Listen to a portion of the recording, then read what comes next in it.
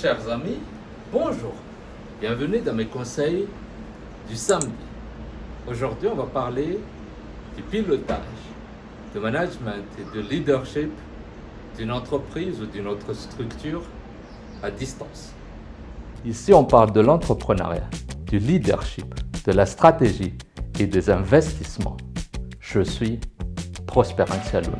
Ce matin, lors d'une des séances de diagnostic d'entreprise que j'ai menées, une des participantes m'a posé la question suivante. Mais comment vous faites pour gérer, piloter et faire avancer vos activités à distance?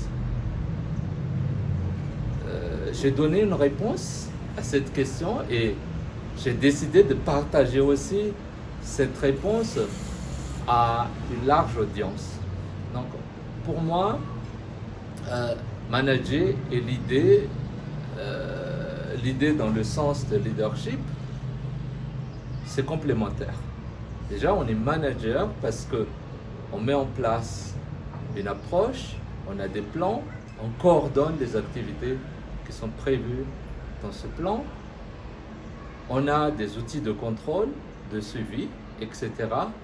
Et c'est ça qui fait fonctionner l'activité de l'entreprise ou l'entreprise dans son ensemble ou une autre forme d'organisation, ça peut être une association, une ONG ou autre chose. Mais il y a quand même une part de leadership. Je parle de leadership car dans cette façon de travailler, dans n'importe quelle chose qu'on fait dans la vie, quand on parle d'organisation, quand on parle d'entreprise, quand on parle d'association, quand on parle de société, d'ONG, etc., on parle des humains. Votre chez vous à Madagascar en quelques clics. Maison et Tradition vous propose un pied-à-terre ou un investissement locatif. Le projet est porté par Solidis, une institution financière de confiance, partenaire entre autres de l'AFD et de la Banque mondiale. Maison et Tradition allie un gain de temps, pas de recherche de terrain, des constructions effectuées et suivies par des professionnels, mais aussi la sérénité et un emplacement accessible. Donc il y a trois choses qui m'intéressent personnellement. Donc il y a les humains. Deuxième chose, quand on travaille, il y a toujours des outils. Et troisième chose, il y a les moyens de travail. Donc quand on veut travailler, que ce soit en présentiel ou à distance, on doit toujours composer avec ces trois. D'abord, si on veut travailler à distance, il faut que déjà au moment du recrutement, quand on parle des humains, il faut que les humains soient taillés pour ce genre de choses. C'est-à-dire, on choisit des gens qui ont la possibilité de travailler seuls. Travailler seul, ça demande de la responsabilité, ça demande beaucoup de self-control. Donc il y a plusieurs éléments à voir avant que la personne ou les personnes rejoignent le recrutement, pendant la période d'essai ou pendant la période de leur développement.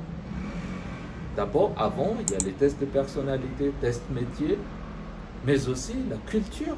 On regarde la personne, comment il est. Est-ce que c'est quelqu'un qui est capable de travailler seul?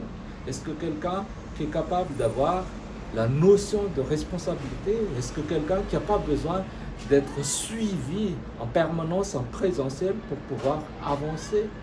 Tout ça, et bien évidemment, on parle après, ça dépend de la taille de l'organisation, de la société ou de l'entreprise, on parle d'une équipe. Et si le chef d'équipe, celui qui doit tenir la barre pendant l'absence du supérieur hiérarchique, a ses qualités, c'est à lui de les transmettre par la suite à l'ensemble ou au reste de l'équipe. Mais tous ces éléments, ça reste des éléments essentiels. La culture, la capacité, l'aptitude, pour pouvoir dire « Ah tiens, je mets en place une équipe qui est apte de travailler pendant que je sois absent. » Deuxième chose, ce sont les outils. Il faut toujours des outils de management. Par exemple, on a des stratégies qui sont découlées en plan d'action, qui sont découlées en objectifs. Ce sont des outils qui permettent de gérer quotidiennement l'avancement ou le blocage de l'avancement de l'équipe. C'est-à-dire qu'avec des reportings très simples, on peut voir que les choses avancent, les choses évoluent par rapport à ce qui a été planifié, par rapport à ce qu'on voulait ou pas. Mais il y a aussi d'autres outils.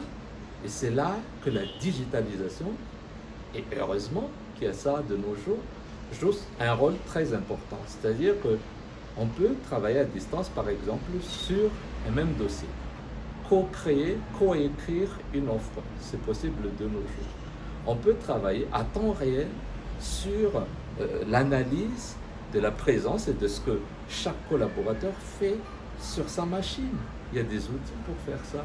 Après, il y a plusieurs outils. Mais ce que je veux juste dire, c'est que il y a les humains et les outils. Sans les outils, on ne peut pas beaucoup évoluer. Troisièmement, c'est les moyens. Bien évidemment, même si on a ces outils, si on n'a pas de moyens, on ne pourra pas trop avancer. Bien évidemment, il y a les outils, comme on a dit, les outils digitaux, les stratégies, les plans d'action, et les objectifs ou les budgets. Mais après, les moyens, ça va être quoi? Ça va être les procédures, comment on fait ceci, comment on fait cela, les process.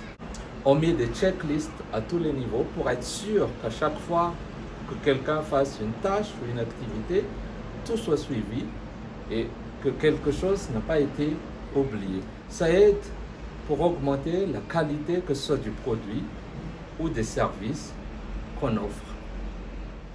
Dans cette liste de moyens, bien évidemment, il y a tous les moyens matériels, physiques qu'on peut toucher, des moyens qu'on utilise pour faire fonctionner ce qu'on a dit tout à l'heure, les outils qui appartiennent à l'entreprise. Donc c'est un peu l'ensemble de tout ça.